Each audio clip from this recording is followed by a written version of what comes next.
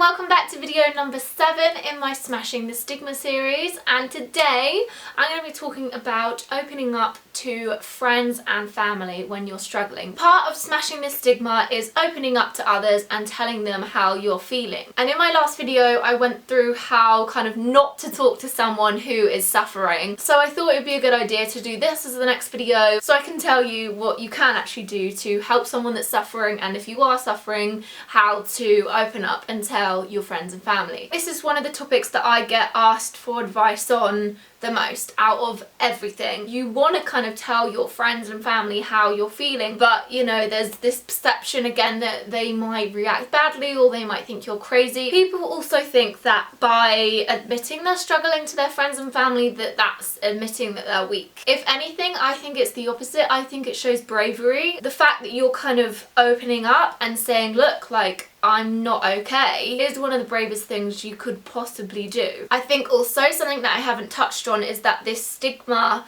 of kind of like opening up and admitting that, you know, they need help is even bigger for guys. Guys are supposed to be, you know, tough, and if they suffer there might be this perception that you're kind of, you know, not manly enough, but that is again not the case. So one of the questions I get asked time and time again is, how can I go about telling my parents or my friends? The thing I always recommend doing is literally just saying, Mum, Dad, or friend, can I talk to you?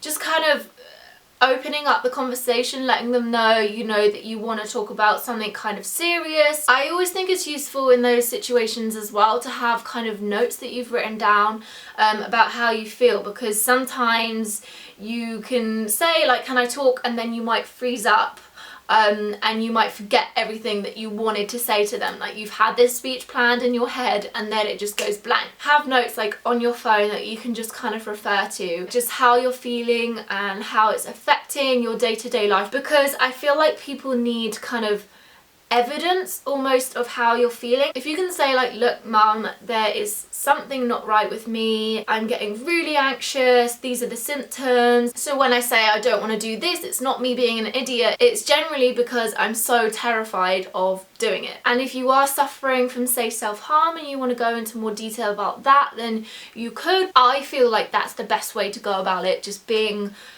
brutally honest and to the point. You don't obviously have to tell them everything, and I understand that this is so scary because you don't know how your parents are going to react. You might have this idea in your head of how they're going to react before you actually speak to them, but all I can say is, you know, it's better to have told them than to just suffer in silence. Similarly, if you want to tell your friend, this is exactly how I would say to go about it. Just say, look, can I talk to you? I mean, this could even be over text, because obviously we communicate with our friends, you know, over social media and text a lot these days, so you don't have to necessarily sit down and speak to them face to face. That might make it easier for you. If they're your really good friend, then even if they don't understand how you're feeling, they will try. And you know, if they don't, then that's okay as well. You need to remember that if they kind of aren't used to this kind of mental illness stuff, then it's gonna take them a while to like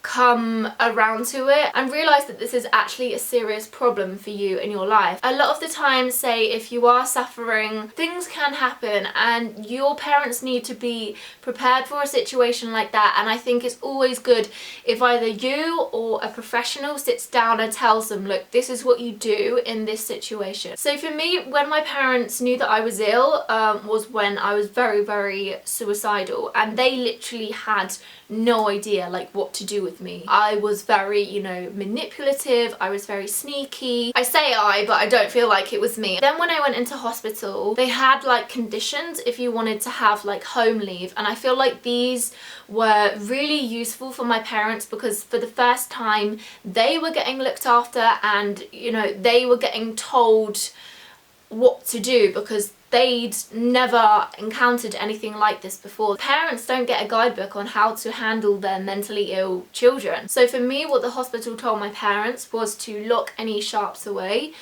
to stop me self-harming. They also got a medicine cabinet which was locked, and you know, they hid the key so I didn't have any access to any pills or anything. Making sure that all the windows like on the top floor of my house were locked.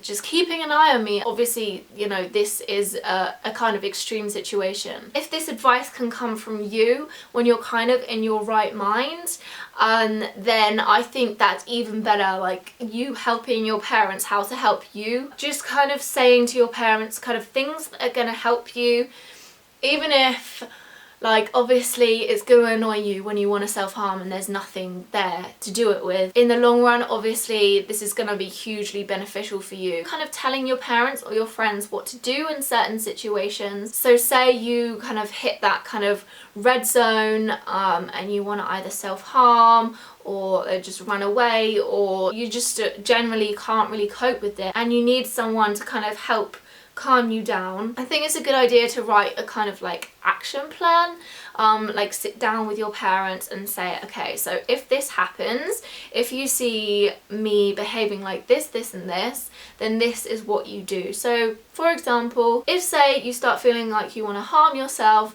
I would always kind of try and speak to, say, your parents or a friend when the initial thoughts kind of come through. I know obviously I'm saying like this is an ideal situation, you might not always want to do this, but you can say to your friend, if I say this to you, distract me with sending me cute pictures of dogs, or just talk to me about something happy, or like come around my house and watch Netflix with me, like anything like that. Or say you're at home, you're in your room, you just go and say to your parents like, this is how I feel. If you feel like that's not going to be kind of achievable and you know that when you're in that state you don't want to reach out to anyone, in those instances you need to kind of train your friends and family to recognize the behavior, you know, when it's leading up to that emergency zone. So for me, the danger signs that, you know, I told my parents was when I would kind of retreat into myself, so I wouldn't be as talkative,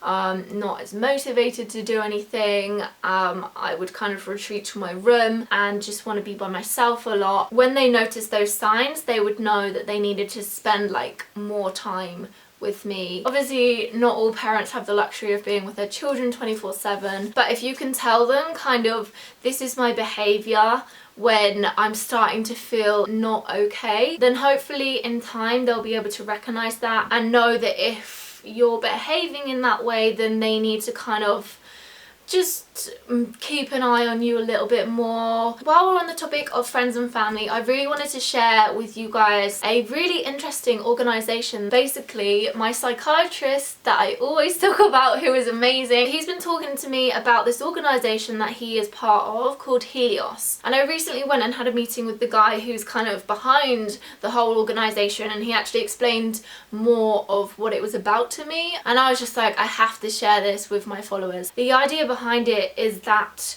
a lot of the time with mental illness, families can kind of be left in the dark, not knowing what to do. There's not necessarily that much support there. So Helios is about kind of helping the whole family unit tackle this mental illness together. The great thing about it is that it's online, so it can be accessed to anyone in the UK. A lot of kind of services are kind of area targeted. So for example, I might not get the same treatment to someone who lives in like Nottingham. A kind of webcam thing is set up, so you can either all go to the one computer, or you can literally have the family on different devices. So even if your mum's at work, she can take her iPad with her and do it on her break. And the way I describe it is that it kind of goes through like an interactive slideshow. You will have the practitioner and everyone that's going to be in the session, and you and the practitioner can both kind of, you know, do things and like input things onto the screen, and you'll work through, say for example, a CBT course. So I'll leave all of Helios's details in the description below so you guys can go and check them out. I really hope that this video has helped some of you guys and that it's made sense. So I'll see you guys next Monday for my next Smashing the Stigma video, and on Friday for a new beauty video. Goodbye!